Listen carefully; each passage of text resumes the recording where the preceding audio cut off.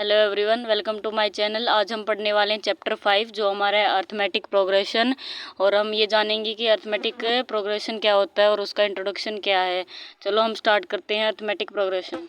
हमारा जो arithmetic progression होता है एन अर्थमेटिक प्रोग्रेशन और अर्थमेटिक सीक्वेंस। हम हमारे अर्थमेटिक प्रोग्रेशन को अर्थमेटिक सीक्वेंस भी बोलते हैं। इज एक सीक्वेंस ऑफ नंबर्स। ये हमारा किसका सीक्वेंस होता है? नंबर्स का सीक्वेंस होता है। Such that the difference remains constant through out the sequence. जिसके अंदर जो हमारा डिफरेंस होता है वो कॉन्स्टेंट होता है। और अगर हमारे किसी भी सीक्वेंस का जो डिफरेंस है वो कॉन्स्टेंट है तो वो हमारा क्या होता है? अर्थमेटिक प्रोग्रेशन, जिसे हम हमारे AP से डिनोट करते हैं। अब देखो हमारा, अगर मैं यहाँ पे डिफरेंस देखो 2, 4, 6, 8 और 10 एंड देन सो ऑन, ये हमारा है एग्जाम्पल। तो देखो इसका जो डिफरेंस है ये हमारा एक AP है। इसका डिफरेंस देखो 4 - 2 अगर मैं करूँ तो 2, 6 - 4 हो जाएगा हमारा 2 और हमारा 10 - 8 भी हमारा हो जाएगा 2। तो इसका डिफरेंस देखो, इसका जो डिफरेंस है वो हमारा है सेम है, यानी कि कांस्टेंट है। इसका भी 2 है, उसका भी 2 है, उसका भी 2 है। तो यानी कि हमारा जो डिफरेंस है वो कॉमन है। तो यानी कि हमारा अर्थमेटिक प्रोग्रेशन होगा। सिंपल वर्ड्स में अगर मैं कहूँ तो हमारा अर्थमेटिक प्रोग्रेशन वही होता है जिसका कॉमन डिफरेंस क्या होता है? सेम होता है। अब देखो कॉमन डिफरेंस को थोड़ा सा दोबारा से देख लेते हैं। कॉमन डिफरेंस क्या होता है? अगर मैं देखूँ, अगर 3, 5, 7, 9, 11 एंड देन सो ऑन, तो इसका डिफरेंस 5 - 3 क्या हो जाएगा? 2 हो जाएगा। 7 - 5 2, 9 - 7 2 एंड देन 11 - 9 2। तो देखो ये जो डिफरेंस है वो हमारा कॉमन है, कांस्टेंट है। तो यानी कि ये हमारा अर्थमेटिक प्रोग्रेशन है, अर्थमेटिक सीक्वेंस है। तो देखो अगर आपका कभी भी अर्थमेटिक प्रोग्रेशन नेगेटिव आ रहा है या फिर 0 आ रहा है तो इसमें घबराने की कोई बात नहीं है, ये हमारा बिल्कुल करेक्ट है। अब देखो क्या हमारा अर्थमेटिक प्रोग्रेशन पॉजिटिव हो सकता है? ये तो मैंने आपको बहुत सारे एग्जांपल ले चुकी हूँ मैं। अगर मैं यहाँ पे एक और देखूँ कि 30, 40, 50, 60 एंड देन सो ऑन, तो 40 - 30 करूँ तो 10, 50 - 40 करेंगे तो भी हमारा 10 और 60 - 50 करेंगे तो भी हमारा 10। तो यानी कि हमारा जो डिफरेंस है वो कांस्टेंट है, सेम है, कॉमन है। तो यानी कि वो हमारा अर्थमेटिक प्रोग्रेशन होगा। अगर आप देखो तो यहाँ पर हमारा +10 +10 +10 है, तो ये हमारा पॉजिटिव कॉमन डिफरेंस है। और अगर मैं नेगेटिव की बात करूँ तो हमारा जो कॉमन डिफरेंस है वो नेगेटिव भी हो सकता है। जैसे देखो अगर यहाँ पे लिखा है 40, 50, 40, 30, 20, 10 एंड देन सो ऑन, तो देखो वैसे सो ऑन तो नहीं हो सकता क्योंकि हमारे 10 के बाद जो कॉमन डिफरेंस है वो नेगेटिव में चला जाएगा। तो हम यहाँ पे, या फिर 1 हो जाएगा, 1 भी हम ले सकते हैं क्योंकि 1 जो हमारा 10 - 1 तो लेकिन हमारा 9 हो जाएगा। तो हम यहाँ पे हमारा 10 तक ही जा सकते हैं, ये हमारा फाइनाइट सीक्वेंस है। तो देखो अगर मैं यहाँ पे हमारा 40 - 50 करूँ तो हमारा क्या जाएगा? -10 आ जाएगा क्योंकि हम जो सेकंड नंबर्स में से फर्स्ट टर्म को माइनस करेंगे। हमारा जो कॉमन डिफरेंस होता है वो D होता है, वो होता है A2 - A1। A1 क्या होता है? हमारी जो फर्स्ट टर्म होती है और A2 हमारे होता है सेकंड टर्म। तो A2 - A1 करेंगे यानी कि 40 - 50 करेंगे और फिर हम करेंगे हमारा 30 - 40, तो बड़े के सामने हमारे माइनस के साइन है तो हमारा जो कॉमन डिफरेंस आएगा वो -10 आएगा। आई होप आपको बिल्कुल क्लियर हो गया होगा। अब देखो आपकी जो जर्नल फॉर्म है वो क्या होती है? AP की। ये जर्नल फॉर्म आपको बिल्कुल जरूरी है पता होना क्योंकि कई बार क्वेश्चंस में आता है। जैसे आपने पहले तो देखा था कि प्रेजेंटेज निकालनी है, लेंथ निकालनी है, ब्रेथ निकालना है, तो आप एक चीज़ को एक्सलेट कर रहे थे, दूसरी चीज़ को वायलेट कर रहे थे। लेकिन यहाँ पे आपको ये दे रखा होगा कि अर्थमेटिक प्रोग्रेशन की जो टर्म्स है उनका सम दे रखा है आपको, या फिर 24 दे रखा है या 56 दे रखा है और उनका प्रोडक्ट इतना दे रखा है। तो आपको जो है अर्थमेटिक प्रोग्रेशन की जो जर्नल टर्म है वो आपको लेट करनी पड़ेगी। तो फर्स्ट टर्म होगी A, सेकंड होगी A+D और थर्ड होगी A+2D और फोर्थ होगी A+3D और देन आपकी फिफ्थ होगी A+4D। अब देखो आपको घबराने वाली कोई बात नहीं है, मैं आपको इससे सिंपल बताऊंगी। तो जैसे मैं यहाँ पे एक एग्जांपल लूँ, फर्स्ट टर्म और सेकंड टर्म आपको पता चल गया कि जो फर्स्ट टर्म होती है आगे जो लिखी होती है वो फर्स्ट होती है और जो सेकंड पे लिखी होती है वो सेकंड टर्म होती है। 10 देन सो ऑन, तो ये होगी हमारी फर्स्ट टर्म जिसे हम डिनोट करते हैं A से। और D है हमारा 4 - 2, 2 हो जाएगा। 6 - 4 भी हमारा 2 हो जाएगा। 8 - 6 भी 2 और 10 - 8 भी हमारा 2। ये हमारा कॉमन डिफरेंस, कॉमन डिफरेंस। अगर हमारा कॉमन डिफरेंस है, सेम है, तो यानी कि अर्थमेटिक प्रोग्रेशन है। और देयरफॉर मैं लिख ही देती हूँ, दिस इज एन एपी। तो ये हमारा क्या होगा, एपी हो गई, यानी अर्थमेटिक प्रोग्रेशन, अर्थमेटिक सीक्वेंस होगा। अब जर्नल फॉर्म समझो, मैंने इसके अंदर जो आपका ए है वो 2 है और जो डी है आपका वो भी 2 है।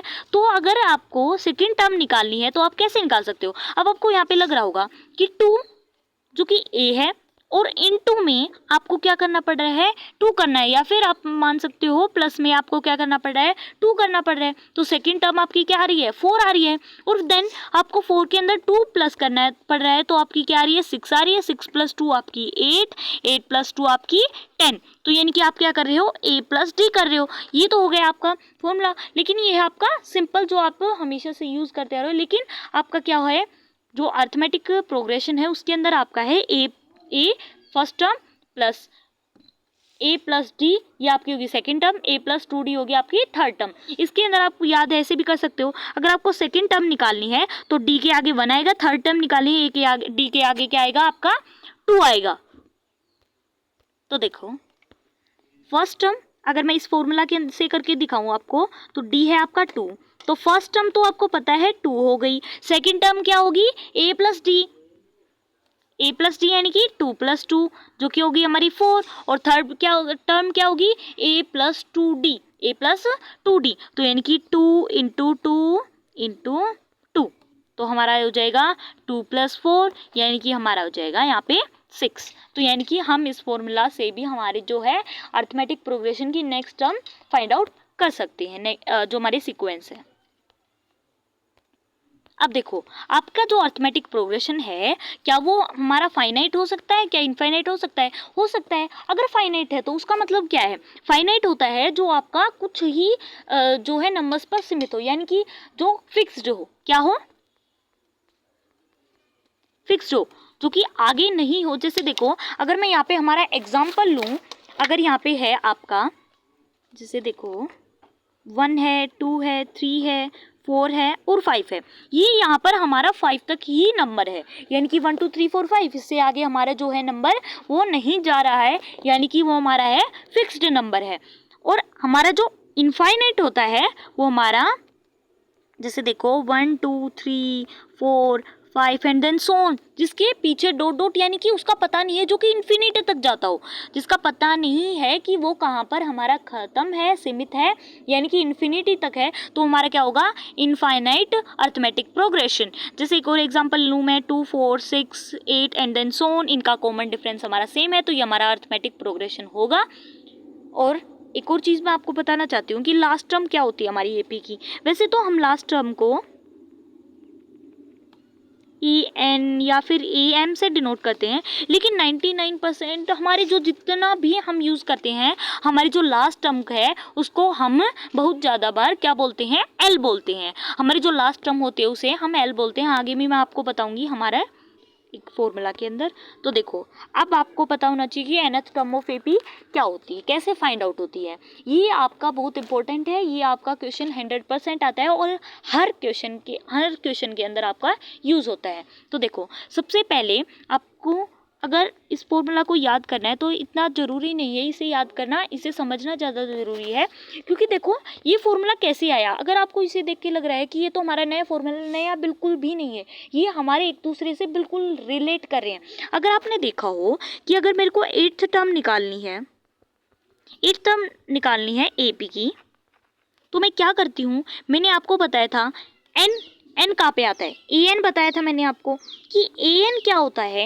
ये जो n है ये हमारा वो टर्म होती है जिसकी हमें जो टर्म फाइंड आउट करनी है, यानी कि 8th टर्म निकालनी है, तो वो क्या होने वाली है, वो हमारी an के फॉर्मूले की मदद से निकलेगी। n वो होगा जिसकी हमें जो टर्म है वो फाइंड आउट करनी है, जिसका हमें जो नंबर है वो फाइंड आउट करना है, n हमारा वो होता है। तो मेरे को यहाँ पे हमारा जो है, यहाँ पे मेरे को हमारी 8th टर्म फाइंड आउट करनी थी, तो यानी कि A8 हो जाएगा। n क्या है हमारा, यहाँ पे 8th टर्म है, 8th टर्म है यानी कि nth टर्म है, इज इक्वल्स टू, हमें क्या पता था, मैंने आपको बताया था कि अगर 8 होगा तो देखो A + D, A + 2D, A plus 3d and then so on. ये मैंने आपको बताया था ये फर्स्ट टर्म होती है, ये हमारी सेकंड टर्म होती है। ये क्या होती है हमारी a2 होती है। a2 क्या होती है क्योंकि ये हमारी सेकंड टर्म है। n क्या है हमारे यहाँ पे n इज इक्वल्स टू 2 है। यहाँ पे हमारा n इज इक्वल्स टू 1 है, इसलिए a1 भी हम यहाँ पे लिख सकते हैं। वैसे 1 का कोई वो नहीं है, हमें यहाँ पे से वैसे ही पता चल जाएगा, कुछ भी नहीं है, इनकी 1 है। तो a प्लस डी हमें यहाँ पे करना था। तो a प्लस डी कब किया, जब यहाँ पे 2 था तो यहाँ पे d के आगे क्या था 1 था, और यहाँ पे जो a थर्ड निकाली थी यानी कि थर्ड टर्म निकाली थी तो d के आगे 2 था, और जब a 4 निकालनी थी तो a के आगे 3 था। तो अगर मेरे को 8th टर्म निकालनी है तो यानी कि 8 में से -1 करो तो यानी कि +7d, ये हो जाएगी हमारी 8th टर्म। जब अगर मेरे पास a गिवन है और d गिवन है तो मैं इजीली हमारी 8th टर्म जो है वो फाइंड आउट कर सकती हूँ कि 8th जो हमारा नंबर है वो क्या होने वाला है। अब देखो मैं जल्दी से आपको बता देती हूँ कि हमारा ये फॉर्मूला कैसे जो है डिराइव हुआ। तो देखो a प्लस, ये हमारी 8th टर्म मेरे को निकालनी थी तो a प्लस किया, और जो हमारा n के माइनस से n-1 किया है मैंने। अगर मैं यहाँ पे लिखूँ कि देखो मैंने यहाँ पे a था a plus d, a plus 2d, a plus 3d, ये थी फर्स्ट सेकंड थर्ड फोर्थ। अब फोर्थ थी तो मैंने यहाँ पे a4 था यानी कि n-1 किया, n में से -1 किया तो हमारा जो है वो 3 आया यानी कि 4-1 किया। अगर यहाँ पे हमें पता नहीं है कि हमें कौन सी टर्म निकालनी है यानी कि लास्ट टर्म क्या है, इन्फिनिटी तक है।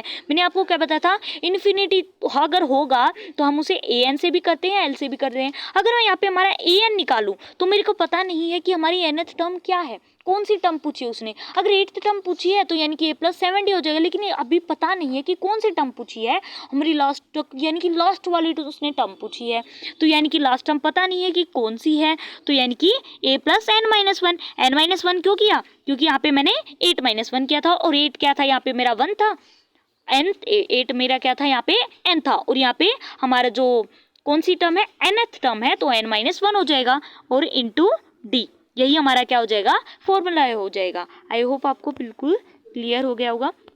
अब देखो जो आपका लास्ट फॉर्मूला है वो रहता है, ये जो हमारा ये जो फॉर्मूला है यही हमारा इस फॉर्मूला की मदद से डिराइव हुआ है।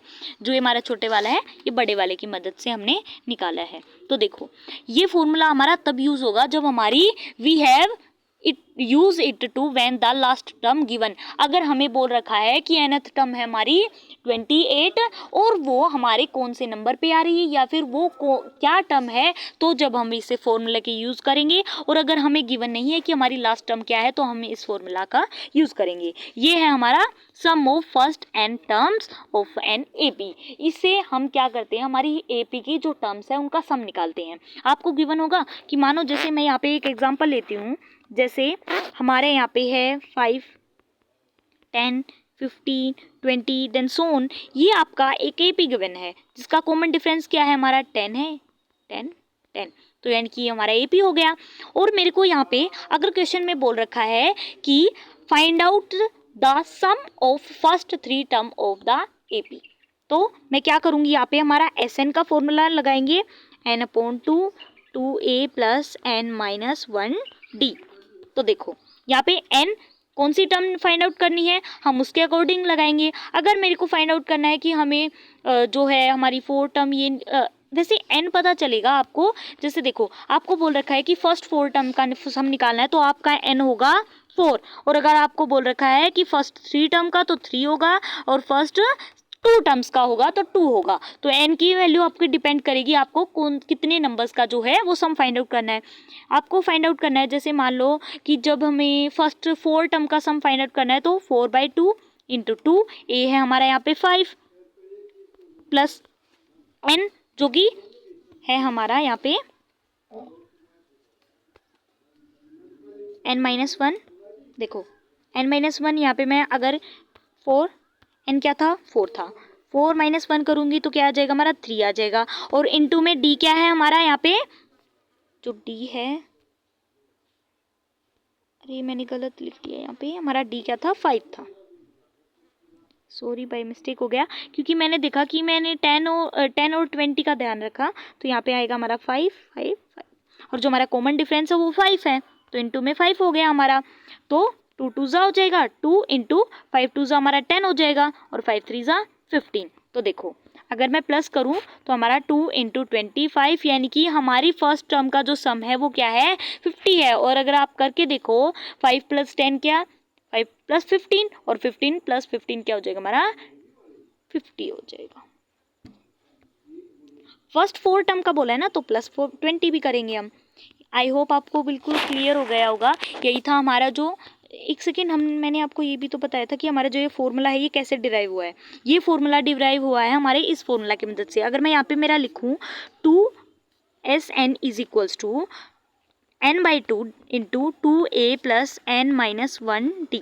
अब आप यहाँ से ध्यान से देखो, आपको क्या यहाँ पे इधर से कुछ फॉर्मूला याद आ रहा है? आपको याद आ रहा होगा कि an is equals to a, मैंने क्या फॉर्मूला बताया था आपको, an का। जब आपको पूछ रखा हो कि जो है आपकी इस टर्म का सम क्या है, जो कि हमने फाइंड आउट किया था, जैसे 8th टर्म को कैसे फाइंड आउट करेंगे, n-1 करके, तो हमारा जो फॉर्मूला था वो था हमारा प्लस n-1 इंटू डी। तो देखो यहाँ पे आपको क्या दिख रहा है, हमारा ये फॉर्मूला यहाँ पे 2a है, तो क्या मैं इसे तोड़ के ऐसे लिख सकती हूँ, a plus a into n-1 into D.